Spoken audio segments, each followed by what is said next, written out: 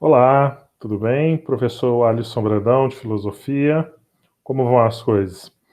Então, vamos de imediato dar início aqui ao estudo da nossa terceira semana do nosso PET 1 de Filosofia deste ano de 2021. Estamos, como vocês já sabem, no âmbito do plano do ensino tutorado aqui do Governo do Estado de Minas Gerais, da nossa Secretaria de Educação, e na nossa disciplina de Filosofia adentramos na terceira semana. As outras 2 semanas que antecederam, evidentemente, o tema da terceira semana, foram semanas em que foram tratados da apresentação da filosofia propriamente dita na primeira semana, a segunda semana já desdobrando essa definição, esse processo é, de entendimento do que é a filosofia. E na segunda semana você já tem um processo de construção do conhecimento filosófico, do conhecimento científico, a partir da definição da filosofia e da ciência, e aí você passa a discutir, aí passa-se a discutir o que é ciência, o que é filosofia, quais são os principais conceitos que vão ancorar a atividade filosófica e científica. Aqui na terceira semana, como vocês podem ver, nós vamos discutir os limites da ciência. A ciência, tal como nós conhecemos, ela também possui limites. A ciência é uma ferramenta importante para conhecimento do mundo, para transformação do mundo, tal como nós conhecemos no momento. Eu estou aqui gravando essa aula utilizando um computador moderno, de última geração, tem uma quantidade razoável de livros atrás de mim, eu tenho um relógio. Todos esses são equipamentos, são instrumentos desenvolvidos a partir das mudanças que a ciência introduziu no nosso cotidiano, na nossa vida. A ciência, tal como nós conhecemos, ela nasce durante o processo da Revolução Científica dos séculos 16, 17 e 18, e aí nós teremos aí um conjunto célebre, especialmente aqui no Ocidente, como Nicolau Copérnico, Galileu, Kepler, Newton, Descartes e tantos outros gênios aqui do campo da ciência e da filosofia nesse período.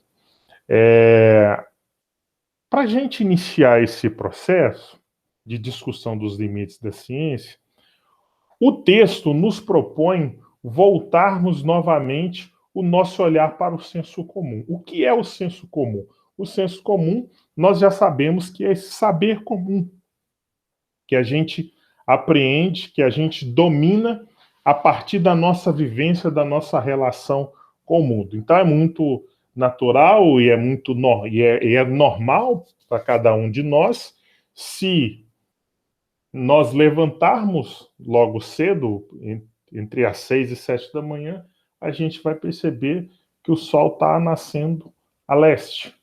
À tarde ele estará se pondo no oeste. É uma percepção do senso comum, ou seja, é a forma como nós vemos as coisas.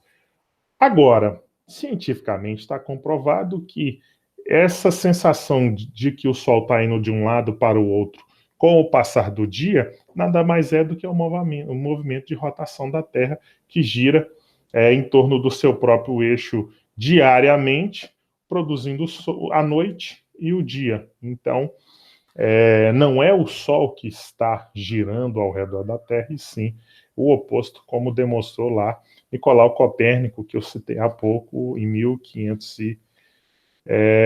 no século XVI, com a publicação da Revolução das Esferas Celestes. Então, nós podemos definir o senso comum, nessa relação entre o senso comum e ciência, se a gente pensar nos nossos olhos, por exemplo. Eu acabei de citar a forma como nós enxergamos esse fenômeno diário do Sol. Os nossos olhos equivale ao senso comum nessa metáfora. E se a gente tiver uma luneta, um telescópio, ou mesmo um óculos, porque ele aperfeiçoa a nossa visão, nós podemos chamá-lo de ciência. O microfone que eu estou usando aqui para gravar essa aula é científico porque ele amplifica, ele dá vazão, ele aumenta a minha voz e permite que essa gravação seja feita com uma maior qualidade.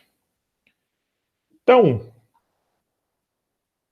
a ciência, ela tem uma importância muito grande na nossa vida e vai sendo descrito aqui pelo texto aqui da semana 3, em que diz o seguinte: os fenômenos que compõem a vida se apresentam a nós como dados objetivos, a chuva, o sol, o relâmpago, as doenças. A maneira de explicá-lo de forma mais ou menos eficiente vai mudando ao longo do tempo. A teoria atômica não inventou o átomo.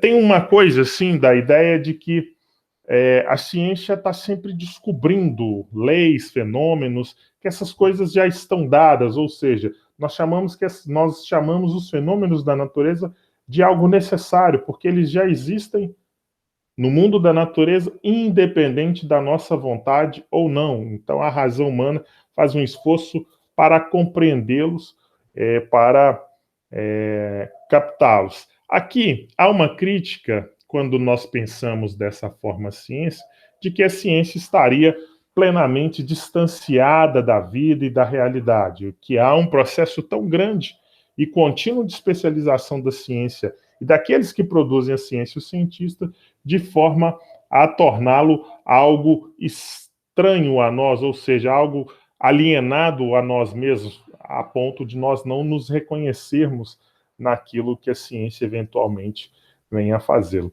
Eu penso, e aí é importante aqui, o texto coloca isso, acho que uma das principais ilusões em relação à ciência é a ideia de que a ciência é neutra, ou seja, a chamada axiologia, ou seja, a chamada ilusão de que a ciência não possui valor, ou seja, não possui interesses, na verdade. A ciência tem seu valor, como nós estamos demonstrando.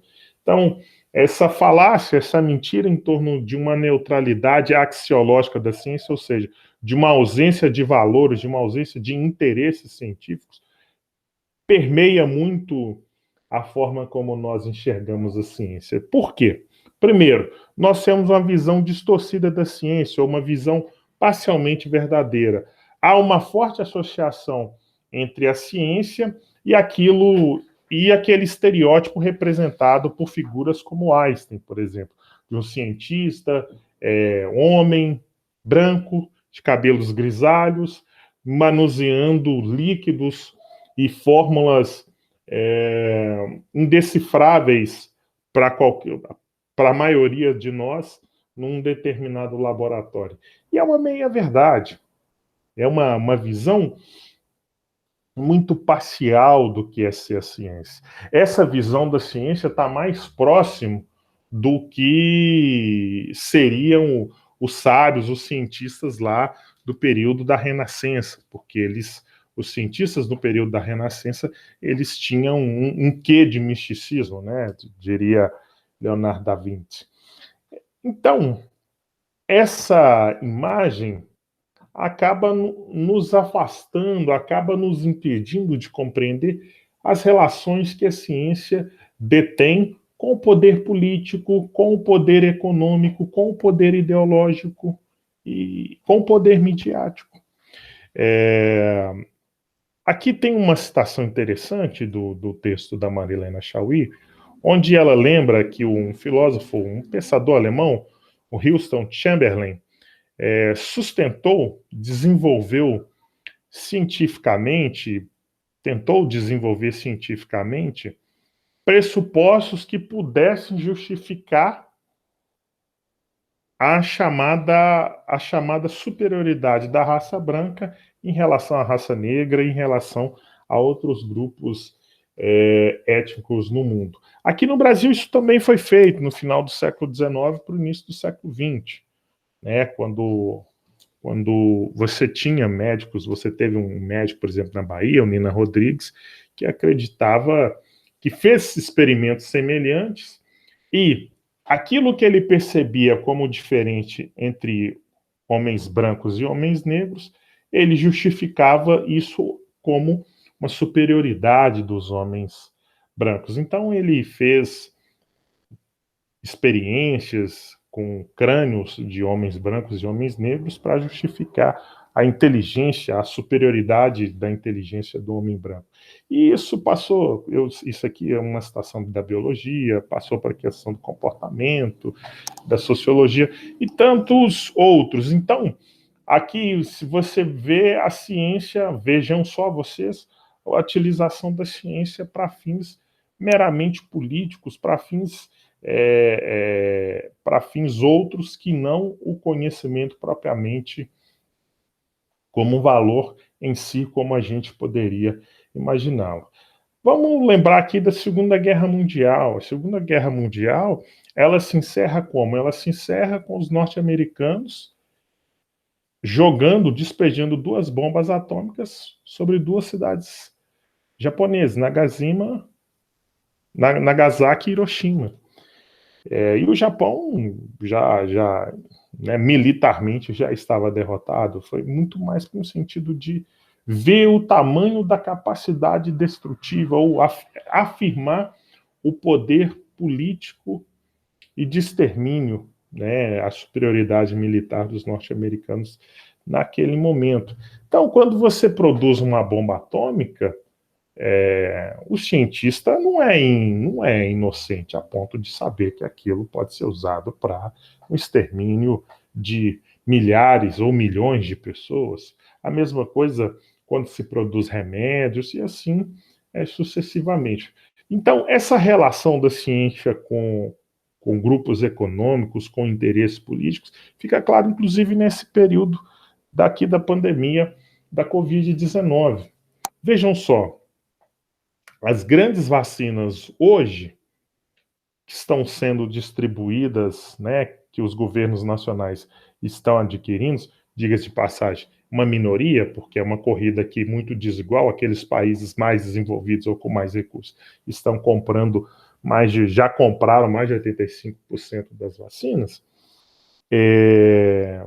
são vacinas que estão sendo produzidas por grandes laboratórios, por grandes multinacionais. Então, vejam só aqui o interesse econômico claríssimo por detrás até desse processo do Covid. E aí não precisa falar, né, por outro lado, os negacionistas negando o impacto, a gravidade da crise da Covid-19, que tem, enfim, né, tem tido resultados desastrosos no Brasil, né, nos Estados Unidos e vários outros lugares onde a pandemia não foi ou não está sendo encarada com a seriedade da qual deveria estar sendo. A razão instrumental é um tema que aparece muito quando você pensa, quando você discute essa questão da ciência, coloca-se essa ideia de que da razão como instrumento, ou seja, do nosso conhecimento, do conhecimento humano, como uma forma de domínio da natureza. É assim que os iluministas, é assim que esses indivíduos, essas grandes mentes ocidentais que eu citei no início dessa aula, pensavam, enxergavam o conhecimento científico. Então, no fundo, que é uma crítica que é a escola de Frankfurt, que é uma escola filosófica sociológica de filósofos alemães que foram radicados nos Estados Unidos em função da Segunda Guerra Mundial, são filósofos de origem judaica, principalmente Horkheim e Adorno, por exemplo, os dois grandes poetas iniciais aqui da escola de Frankfurt, eles mostram que o projeto científico da modernidade, essa ideia de desencantamento do mundo, de tornar o mundo plenamente conhecível a partir do crivo da ciência, a partir da ótica da ciência, ele é, antes de tudo, um projeto de dominação da natureza e não só propriamente dito de conhecimento. A razão instrumental, ou razão iluminista, se convenciona na negação da capacidade do ser humano de pensar de forma crítica. É ela quem se coloca como serva da ciência e configura como meio para alcançar o fim. A razão não pensa na finalidade, nos porquês das pesquisas científicas. E é isso aqui que nós estamos problematizando. Quais são as finalidades do conhecimento científico? Vamos novamente voltar para a questão das vacinas da Covid-19. Ora, pois, esse momento, a Índia, que é o maior produtor de vacinas do mundo, inclusive da Covid-19, está enfrentando uma segunda onda da Covid-19 gravíssima. E a dimensão do problema lá é de tal magnitude, como nós estamos enfrentando no Brasil, mas lá, se a Covid se alastrar de uma maneira exponencial, nós estamos falando de uma crise humanitária, porque são 1,4 bilhão de habitantes. É o tamanho do impacto em todo o mundo. O que isso está revelando? No momento em que nós enfrentamos uma pandemia com a magnitude da Covid-19, não faz sentido, por exemplo, que essas grandes multinacionais que eu citei, que estão desenvolvendo, que desenvolveram pesquisas, que desenvolveram vacinas em relação à Covid-19, lucrem além do aceitável na produção dessas vacinas. E mais, o natural o natural e o necessário é que haja um acordo em termos globais para a quebra de patente, ou seja, para a abertura do segredo, dos códigos dessas vacinas, para que isso seja um bem da humanidade. Não pode ser um bem particular de algumas minorias, de alguns grupos econômicos ou de alguns países desenvolvidos. Porque nós estamos falando simplesmente da vida, ou seja, do direito a existir neste mundo. Então, é muito interessante esse tema da terceira semana aqui para nós. Vamos fazer as atividades, então. As atividades são na página 113 e 114. Essa aqui é a questão, uma imagem clássica, né? Uma pintura do Francisco Goya, O Sono da Razão Produz Monstros, de 1799, e que ilustra bem a ideia, o lema do iluminismo, né? Uma razão que não dorme, que está desperta, ela é capaz de superar e de vencer os monstros da crendice, da religião e de tantas outras forças que poderiam aprisionar essa capacidade humana de dominar o mundo. Um dos papéis da filosofia é refletir sobre a ciência, perguntar se ela está a favor do homem ou contra ele, questionar quais interesses ela possui, se tenta dominar o homem ou não. A filosofia tenta analisar as condições, os objetivos e os resultados das pesquisas científicas. Letra A, vamos lá, então, vamos pegar aqui a questão. A relação entre enunciado e a imagem. Onde está escrito: o sono da razão produz monstro, indica que a razão pode questionar a ciência sem estar desperta, pois ela trabalha para servir ao homem. A razão desperta pode ver se a ciência trabalha para humanizar ou dominar o homem. O sono da razão desperta emoções benéficas ao homem. O sono da razão não interfere nos objetivos da ciência. O sono da razão é necessário para a criatividade e a imaginação humana. A razão pode questionar a ciência sem estar desperta, pois ela trabalha para servir o homem. A razão desperta pode ver se a ciência trabalha para humanizar ou dominar o homem. É essa aqui, ó. Quando a razão não dorme, ou seja, quando a razão está em vigília, está acordada, ela consegue questionar os objetivos da ciência. Os objetivos da ciência estão a favor da humanidade ou estão a favor do domínio de uma minoria sobre uma maioria. É a questão 2 aqui. O que os homens querem aprender da natureza é como aplicá-la para dominar completamente sobre ela e sobre os homens. Fora isso, nada conta. O que importa não é aquela satisfação que os homens chamam de verdade. O que importa é a operation, o procedimento eficaz. A partir de agora, a matéria deverá finalmente ser dominada, sem apelo a forças ilusórias que a governem ou que nela habitem, sem apelo a propriedades ocultas. O que não se ajusta às medidas da calculabilidade da utilidade é suspeito para o iluminismo. O iluminismo se relaciona com as coisas assim como o ditador se relaciona com os homens. Ele os conhece na medida em que se pode manipular. O homem de ciência conhece as coisas na medida que as pode produzir. É aqui uma citação da Adorno e do Horkheimer, o conceito de iluminismo, belíssima aqui a definição que eles dão e a comparação que eles fazem da relação do cientista e a natureza e do ditador com os determinantes, enfim, com o seu povo. Com base no texto e nos conhecimentos sobre a racionalidade instrumental em Adorno e Horkheimer, é correto afirmar que a razão iluminista proporcionou ao homem a saída da minoridade, da qual ele era culpado, e permitiu o pleno uso da razão, dispensando a necessidade de tutores para guiar suas ações. Isso aqui é muito kantiano, essa primeira afirmação. O procedimento eficaz, aplicado segundo as regras da calculabilidade da utilidade, está desvinculado das esferas das relações humanas, pois sua lógica se restringe aos objetos da natureza. A racionalidade instrumental gera de forma equânime conforto e bem-estar para as pessoas na esfera privada e confere um maior grau de liberdade na esfera social. A visão dos autores sobre a racionalidade instrumental guarda um reconhecimento positivo para o setor específico de alta tecnologia, sobretudo aqueles vinculados à informática. Contrariando a tese do projeto iluminista que opõe mito e iluminismo, os autores entendem que há uma dialética entre essas duas dimensões que resulta no domínio perpetrado pela razão instrumental. Então,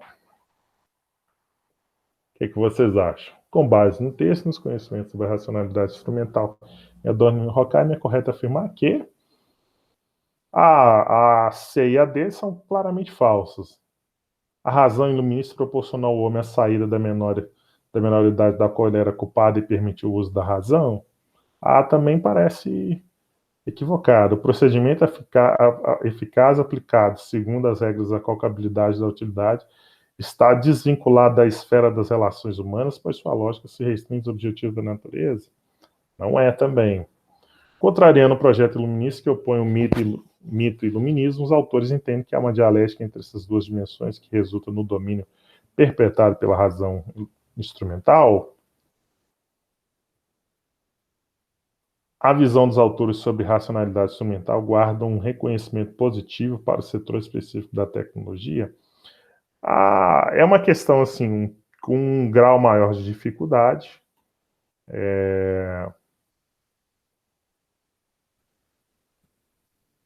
Me parece aqui que a discussão está caminhando para a letra E, né? Para a alternativa C.